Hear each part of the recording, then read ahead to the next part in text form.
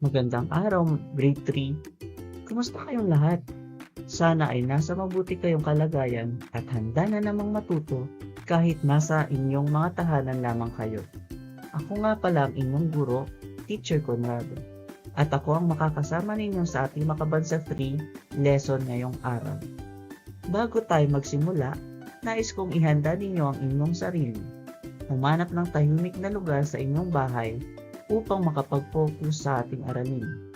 Ihanda rin ang inyong kwaderno at lapis upang makasulat ng mahahalagang impormasyon at mga sagot sa ating mga gawain. Ngayong araw ay pag-aaralan natin ang isang napakahalagang paksa na makakatulong sa ating bilang mabuting mamamayan. Ang ating aralin ay pinamagatang mga paraan kung paano makatutulong ang bata sa maayos na pag-unlad ng pook sa lungsod ng Baguio. Maaaring isipin ninyo, Teacher, bata pa lamang kami. Makatutulong na ba kami sa ating lungsod? Ang sagot ay, oo. Hindi kailangan maging mayor, pulis, doktor o guro upang makatulong sa ating komunidad. Kahit bata pa lamang, marami na tayong magagawa upang maging malinis, ligtas, maayos at mas magandang tirahan ang ating komunidad. Sa ating aralin ngayong araw, malalaman natin ang iba't ibang paraan kung paano tayo makatutulong sa ating pamilya, paaralan, barangay at sa buong lungsod ng Baguio. Kaya handa na ba kayong matuto? Kung handa na, sabihin ng malakas, handang-handa na po kami, Teacher Conrado. Napakagaling! Simulan na natin ang ating aralin. Ang unang paraan ay panatilihing malinis ang kapaligiran sa pamamagitan ng tamang pagtatapon at paghihiwalay ng basura. Napakahalaga ng paraang ito dahil ang kalinisan ay nakatutulong upang maging ligtas at malusog ang ating komunidad. Ano kaya ang ibig sabihin ng tamang pagtatapon ng basura? Kapag sinabi natin tamang pagtatapon ng basura, inilalagay natin ang ating basura sa tamang basurahan at hindi basta-basta itinatapon sa kalsada, kanal, ilog o bakanteng lote.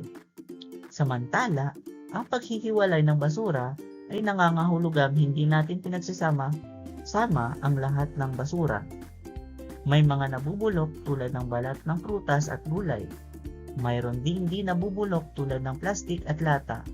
Mayroon ding mga maaaring i-recycle tulad ng bote, papel at karton. Kapag maayos nating pinaghihiwalay ang basura, mas madali itong makolekta at maiproseso. Mas kaunti rin ang basura na mapupunta sa mga tambakan. Ngayon naman, isipin ninyo ito. Halimbawa, kumain kayo ng tsokolate habang nanonood ng telebisyon.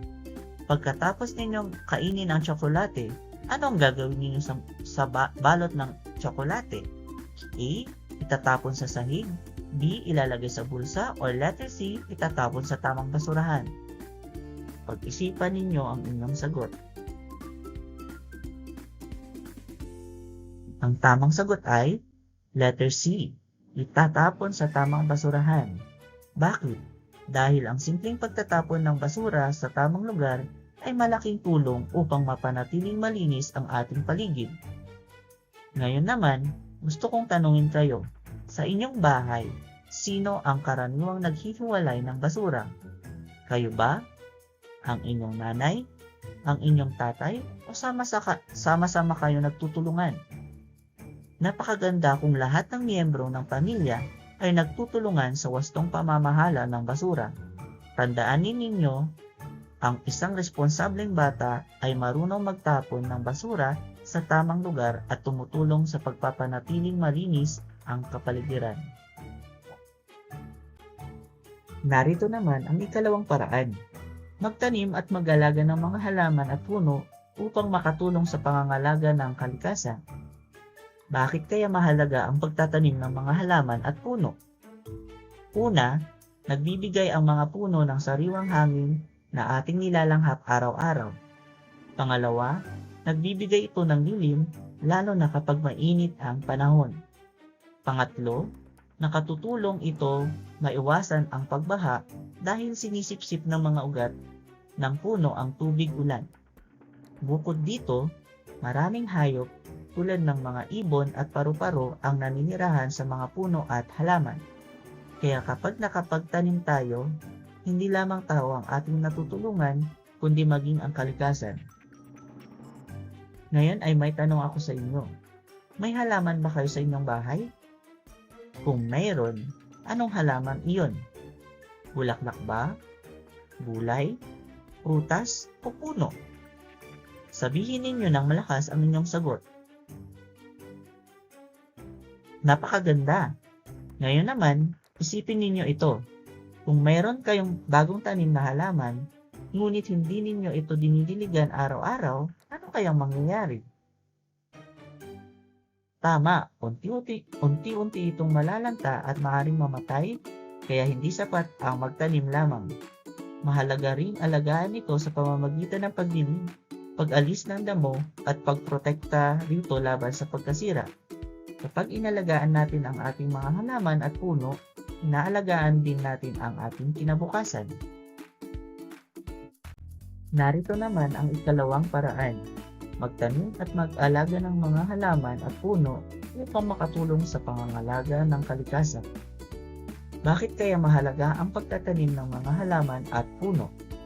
Una, nagbibigay ang mga puno ng sariwang hangin na ating nilalanghap araw-araw.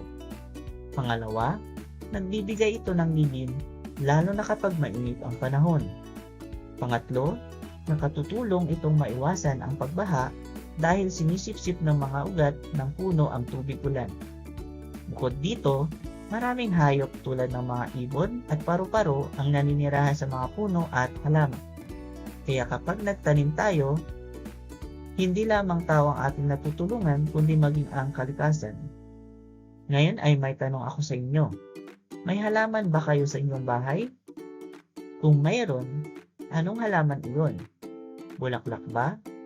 Gulay? Prutas? O puno? Sabihin ninyo ng malakas ang inyong sagot. Napakaganda! Ngayon naman, isipin ninyo ito. Kung mayroon kayong bagong tanim na halaman, ngunit hindi ninyo ito dinidiligan araw-araw, ano kaya ang mangyayari? Tama, unti-unti itong malalanta at maaaring mamatay, kaya hindi sapat ang pagtatanim lamang. Mahalaga ring alagaan ito sa pamamagitan ng pagdilig, pag-alis ng damo, at pagprotekta rito laban sa pagkasira. Tandaan, kapag inalagaan natin ang ating mga halaman at puno, inaalagaan din natin ang ating kinabukasan. Ang ikatlong paraan ay sumunod sa mga alituntunin at batas ng komunidad tulad ng mga batas sa kalikasan, trapiko at pangangalaga sa mga pampublikong lugar. Ano kaya ang ibig sabihin ng pagsunod sa batas? Ang batas ay ginagawa upang mapanatiling ligtas, maayos at disiplinado ang ating komunidad. Halimbawa, may batas na nagsasabing bawal magtapon ng basura kung saan-saan. May batas din tungkol sa tamang pagtawid sa pedestrian lane at pagsunod sa ilaw trapiko. Sa paaralan naman, may mga alituntunin tulad ng pagsusuot ng tamang uniforme, pagpasok ng maaga, paggalang sa guro at kaklase, at pag-aalaga sa mga kagamitan. Tanungin natin ang ating sarili. Bakit kaya mahalagang sumunod sa mga batas at alituntunin? Tama, kapag sumusunod tayo sa batas, nagiging ligtas ang ating sarili at ang ibang tao. Nagiging maayos din ang ating komunidad dahil alam ng bawat isa ang kanilang responsibilidad. Ngayon, isipin ninyo ito. Habang naglalakad kayo kasama ang inyong magulang, pula ang ilaw trapiko, ngunit gusto ninyong tumawid agad. Ano ang dapat ninyong gawin? Tama, maghintay hanggang maging ligtas at berde ang ilaw. Dahil ang pagsunod sa batas trapiko ay nakatutulong upang maiwasan ang aksidente. Narito naman ang ikaapat na paraan. Makilahok sa mga gawaing pangkomunidad tulad ng cleanup drive, tree planting at iba pang programang pangkalikasan. Ano ang ibig sabihin ng pakikilahok? Ang pakikilahok ay nangangahulugang aktibo tayong tumutulong at nakikibahagi sa mga gawaing ginagawa ng ating komunidad. Halimbawa, kapag may cleanup drive sa inyong barangay, maaari kang tumulong sa pagpupulot ng mga basura at pagwawalis sa mga lugar na ligtas para sa mga bata. Kapag may tree planting activity naman, maaari kang tumulong sa pagtatanim at pagdidilig ng mga punla sa gabay ng mga nakatatanda. Hindi mahalaga kung maliit lamang ang ating nagagawa.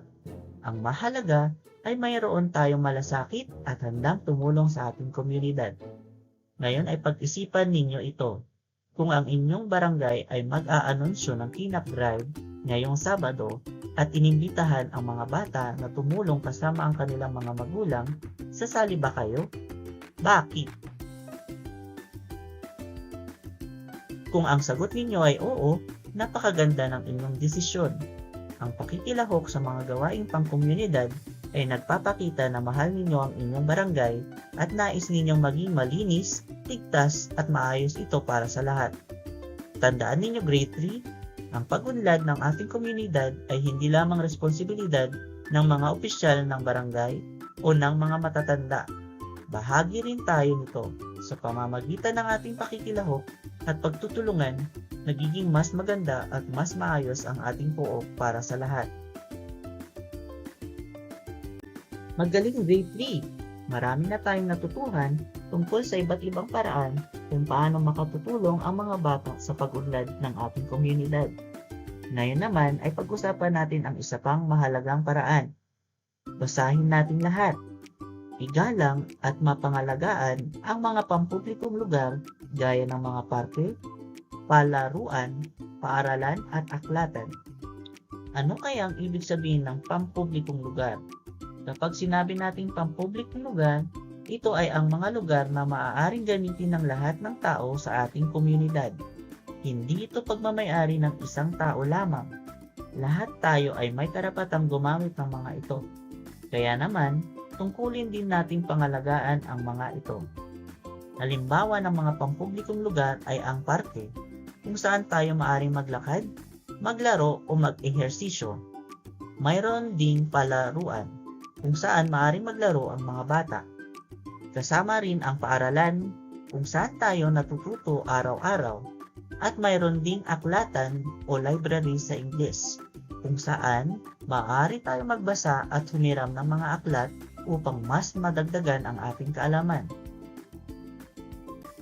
Kapag inalagaan natin ang mga pampublikong lugar, mas nagiging malinis, maganda at ligtas ang mga ito para sa lahat ng gumagamit.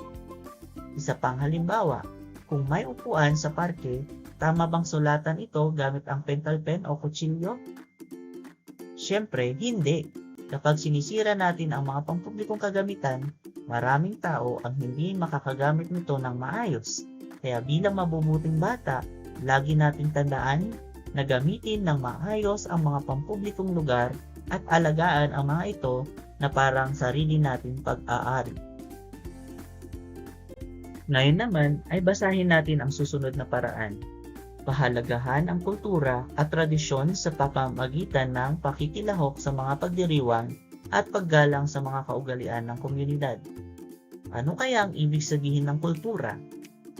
Ang kultura ay tumutukoy sa paraan ng pamumuhay ng mga tao, kasama rito ang kanilang mga paniniwala, kaugalian, sining, pananamit, pagkain at mga pagdiriwang. Samantala, ang tradisyon ay ang mga gawaing paulit-ulit na ginagawa at ipinapasa ng mga nakakatanda sa mga nakakabata. Bilang mga batang naninirahan sa lungsod ng Baguio, napakaswerte ninyo dahil mayaman ang ating lungsod sa kultura at tradisyon. Halimbawa, pinagdiriwang natin ang Panagbanga Festival kung saan makikita natin ang makukulay na float, sayawan at iba't ibang pagtatanghal.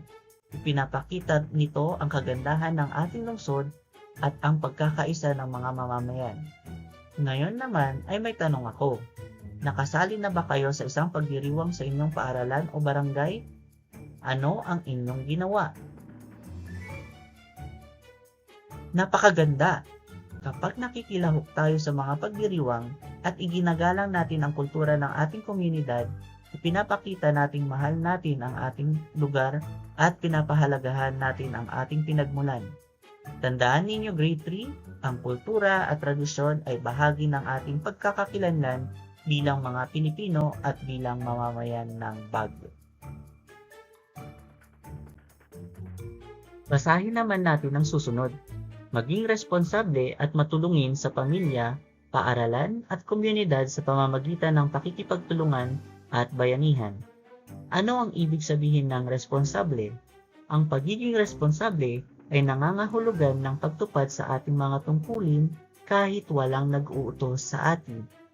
Halimbawa, inaayos natin ang ating higaan pagkagising sa umaga. Pangalawa, inililigpit natin ang ating mga laruan pagkatapos maglaro.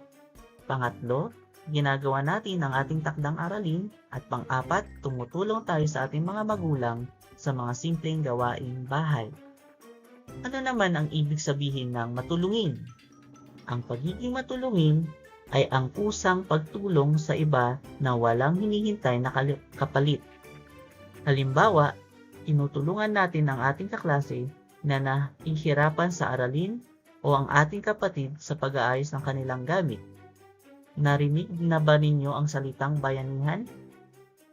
Ang bayanihan ay pagtutulungan ng mga tao upang matapos ang isang gawain. Noong unang panahon, nagtutulungan ang buong komunidad sa pagbubuhat ng bahay. Sa kasalukuyan, makikita natin ang bayanihan kapag sama-samang naglilinis ang mga tao o nagtutulungan kapag may nangangailangan. Ngayon ay, tanungin natin ang ating sarili. Ano ang maitutulong ko sa aking pamilya simula ngayong araw? Napakaganda ng inyong mga naisip. Ang pagiging responsable at matulungin ay nagsisimula sa ating tahanan. Narito ang huling paraan. Ating basahin. Maging mabuting halimbawa sa kapwa-bata sa pagsunod sa mga alituntunin at pangangalaga sa kapaligiran. Ano kaya ang ibig sabihin ng maging mabuting halimbawa? Ibig sabihin, ginagawa natin ang tama upang makita ito ng ibang tao at sila rin ay mahikayat gumawa ng mabuti. Halimbawa, kapag nakita ng inyong kaklase na palagi kang nagtatapon ng basura sa tamang basurahan, maaari kang niyang tularan. Kapag nakita nilang magalang ka sa iyong mga guro at magulang, maaari rin silang matutong maging magalang. Kapag nakita nilang tumutulong ka sa paglilinis ng inyong barangay, maaari rin silang sumama sa mga gawaing pangkomunidad. Ngayon ay isipin ninyo ito. Kung may kaklase kang nagtapon ng basura sa sahig, ano ang mas magandang gawin? A. Gayahin siya. B. Pagsabihan siya ng maayos at hikayatin siyang itapon ito sa tamang basurahan.